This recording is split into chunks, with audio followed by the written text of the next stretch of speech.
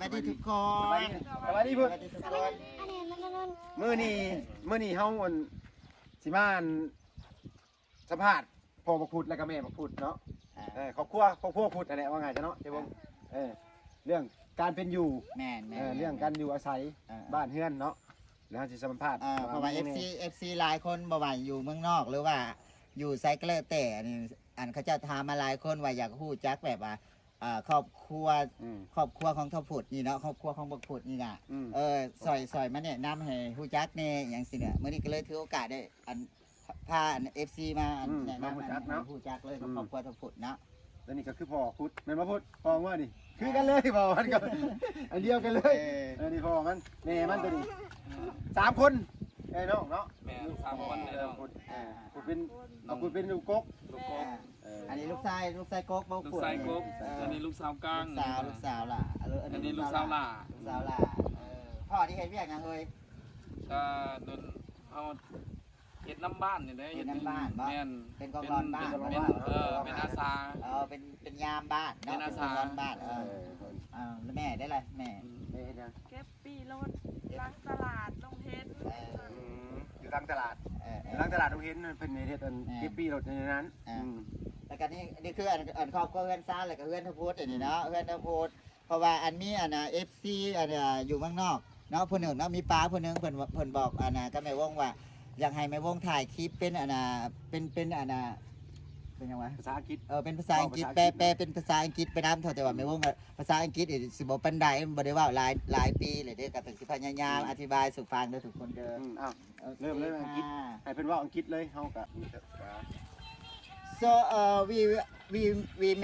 try to make this video by the English and Lao because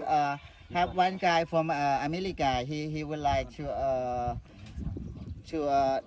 he would like that I explain this in Lao and English. You know, so my English is very small, but I try my best. Okay, because he want to help this family to make like a toilet and bathroom because they don't have like a toilet and bathroom เฮากันเนาะเฮามื้อน่ะเฮามาได้ถ่ายอันคลิปเฮือนมึงเนาะเฮ้ยคลิปเฮือนมึงพุดเดี๋ยวถ่ายลงไปหะเนาะได้มีอันป้าคนหนึ่งเพิ่นใจดีเพิ่นอยู่ต่างประเทศ แม่เราอยู่ อยู่อเมริกาแล้วเพิ่นเห็นแล้วเฮาก็เว้าไปว่าไปถ่ายห้องน้ำกับบ่มีกันพุดเนาะเวลาอันถ่ายสิยากเนาะเพิ่นว่าบ่ได้นำ แล้วเราก็อยากซอยเงินจำนวน100 เหรียญ100 เหรียญนำลูกวงนี่ เพื่อมาสร้าง เพื่อมาเริ่มต้นสร้าง เพื่อมาเริ่มต้นสร้าง ห้องน้ำ ห้องน้ำให้ มาพูด พูด เนาะ ก่อน พูดเนาะให้ครอบครัวเท่าพูด แม่น ก็สิประมาณนี้ แม่ถ้าเกิดFC ฐานใดเนาะอยากให้ความช่วยเหลือครอบครัวของบักพูดนี่เนาะเพราะว่าซุมเฮากะต้นทุนกะบ่หลายแล้วก็อีกอย่างซุมข่อยกะยังบ่ทันได้เงินจากทางไหนทั้งสิ้นยังบ่มีรายได้ มีรายได้ จาก Facebook หรือหยังก็แล้วแต่สิพยายามซอยบักพูดก่อนเพราะว่าหน้าฝนมันสิมาฮ้อนแล้วเลยเด้เพราะว่าเพื่อนของบักพูดนี่บ่มีห้องน้ำใช้เนาะบ่มีสิ่งอำนวยความสะดวกจังซั่นซะเนาะ แล้วก็ FC เพิ่นก็ขอมาหลายบางแต่เฮาก็บ่ได้ตอบดอกเพิ่นบอกว่าอยากให้ไปถ่ายครับพูดเฮือนบักพูดครอบครัวพูดให้ละเอียดแน่ว่าอยากฮู้จักว่าการเป็นอยู่เป็นจังไดมีเฮือนมีลูกหลานจักคนอยู่ในเฮือนน่ะมีลูกเต้าจักคนพอเป็นจังไดเฮ็ดได้นะก็เลยมาถ่ายเบิ่งในมื้อนี้เนาะเพราะว่าเพิ่นยังขาดเคินอยู่กันเลยก็มีเฒ่าแก่ใจดีแหละป้าใจดีผู้หนึงแหละแล้วเฮาก็สิเริ่มสร้างห้องน้ำให้มันก่อนก็เริ่มสร้างห้องน้ำให้มึงได้พูดเด้อจักสิได้บ่ได้ก็ยังบ่ฮู้ได้พูดแต่ก็ได้มาแล้วในมีเลขหนึ่งแล้วขึ้นมาน่ะมีแหละ so he have already like $100 for to starting for to make a toilet you know from America so if your guy need to help him more so try to contact us and we will support him to make him toilet finish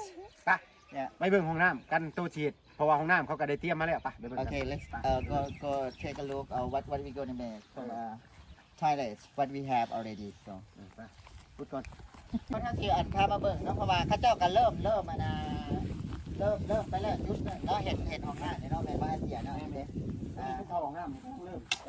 แล้ว กำลังเริ่มสร้าง แม่นคุดแล้วกำลังมันก็มีแผนการคือกันนะหอของมันมีแผนการที่ห้องน้ำอยู่ แต่ก็สิขาดเคินนั่นแหละก็ว่างั้นซะเนาะก็ยังสิขาดเคินแน่ก็เลยว่า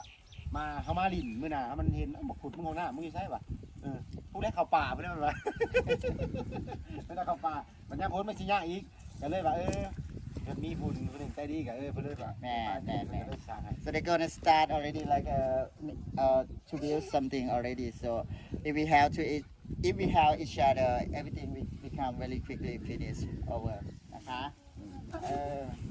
นี่เนาะประมาณนี้ของน้ำมัน อ่า แล้วบัดนี้ตู้เฮือนเขาก็สิประมาณนี้ แม่ เนาะ แม่อันนี้คือตัว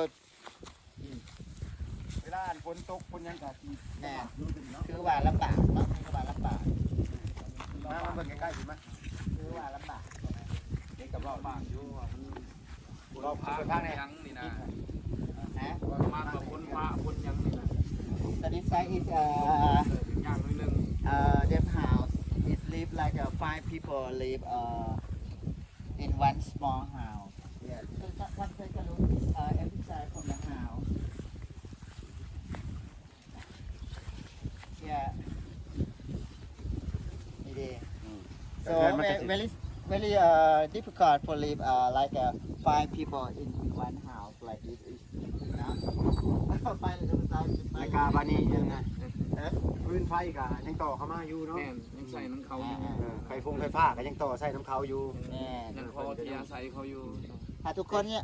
อยากให้ความช่วยเหลืออันทั้งหมดก็สามารถติดต่อมาได้เด้อ ติดต่อที่วงเลยเด้อ มาพี่น้องแม่พูด ติดต่อ มา หา ที่ ที่ แม่ คุณมาติดต่อหาที่วงเลย เขาพูดเลยแล้ว สนุกคน มันเป็นคนสลาดเป็นคนมีอนาคตไกลอยู่ แต่ตอนนี้ สวยเด้อสวยเห็นน้องน้ำให้แน่ แนมกล้องเดี๋ยวเธอ แนมกล้อง แนมกล้องเนี่ยโอเคโอเคนะ ยังก็ให้ผ่านทั้งเจวงเพิ่นนั่นแหละผ่านทั้งนั้นนะ ติดต่อพวกเขามาได้เลยอันนั้น มันสอบมันซี ติดต่ออาเซียเจริญยนต์หรือว่าติดต่อไปทางแม่วงสันดานหมาก็ได้นะจ๊ะเอาสิมาอันพยายามเห็นห้องน้ำอันให้